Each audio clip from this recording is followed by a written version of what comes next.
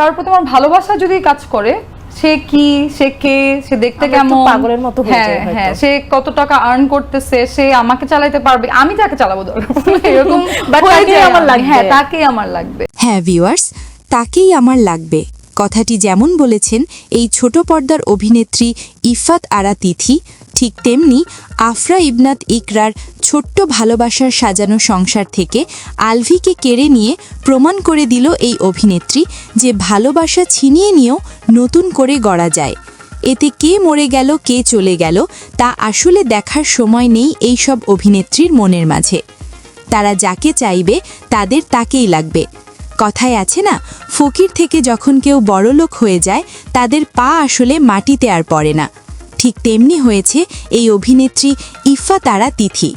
সে অভিনয়ের আগে কি ছিল আর এখন টাকার অহংকারের কাছে মাথা নত করতে শিখেনি এই তিথি। ইকরার সাজানো সংসার এভাবে ভেঙে দেওয়ার কারণে বড় ভূমিকা পালন করেছেন এই অভিনেত্রী। সামাজিক মাধ্যম থেকে যতটুকু জানা গিয়েছে, এই ইফাত আরা তিথি ও আলভি গত 4 মাস আগে অর্থাৎ 2022 সালে 18 নভেম্বর আইনিভাবে তারা গোপনে বিয়ে করেন এবং তারা ঢাকা শহরে অভিনয়ের পাশাপাশি আলভির কথায় ইফাত আরা তিথি একটি ফ্ল্যাট বাসায় থাকা শুরু করেন এবং সেই সাথে সেখানে মাঝে মাঝে মাস্ক পরে আলভি যাওয়া আসা করত। যদিও দিনের বেলায় সেখানে কখনো যায়নি এই অভিনেতা, তবে সেই বাসার নিচে একজন আলভির ভক্ত বিষয়টি জানতে পেরে তিনি তাৎক্ষণিক সময় এই বিষয়গুলো আলভির স্ত্রী ইকরার সাথে সামাজিক যোগাযোগ মাধ্যমে যোগাযোগ করেই এই বিষয়গুলো খুলে বলেন এবং হাতে নাতে প্রমাণ করে দিয়েছিলেন সেই আলভির এক নাম না প্রকাশ করা ভক্ত।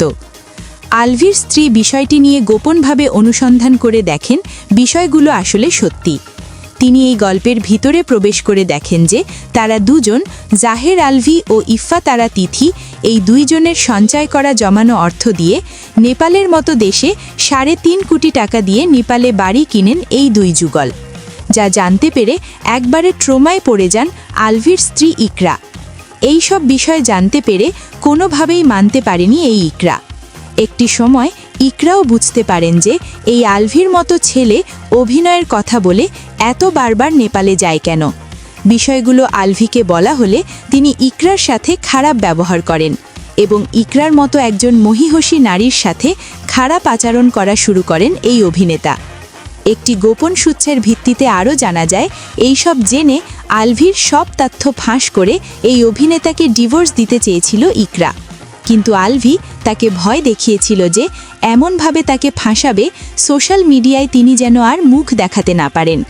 শুধু তাই নয়, একদিকে ঘরের স্বামী অন্য কারো সাথে রাত কাটায় আর অন্যদিকে নিজের সন্তানকে সাথে করে নিয়ে ঘুমায় ইকরা।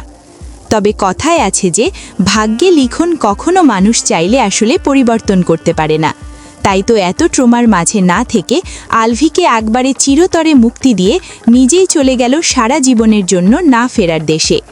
এই ইকরা জীবন দিয়ে দেখিয়ে দিল তার মতো আলভিকে কেউ ভালোবাসতে পারবে না। পরিশেষে বলতে চাই, একটি সাজানো গোছানো সংসার এভাবে ভাঙতে পারে এই সব অভিনেত্রীরা। আসলে এদের কাছে কি শেখার আছে?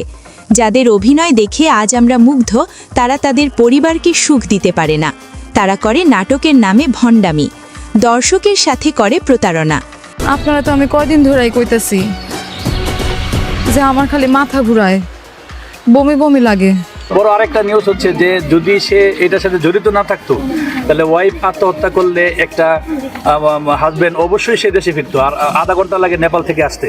সেই নেপাল থেকে সে আসতেছে না, এর মানে কি? তার মানে এইটা পুরোপুরি তার ইন্ধন এবং এইটার সাথে সে মানে সে এবং তার পরিবার জড়িত। সেটাই আরেকটা আমার সন্দেহ হয় যে তার মেয়েটাকে সহ সে এবং এই মেয়েটার জন্মদিন পালন করার জন্য সে নেপালে গেছে।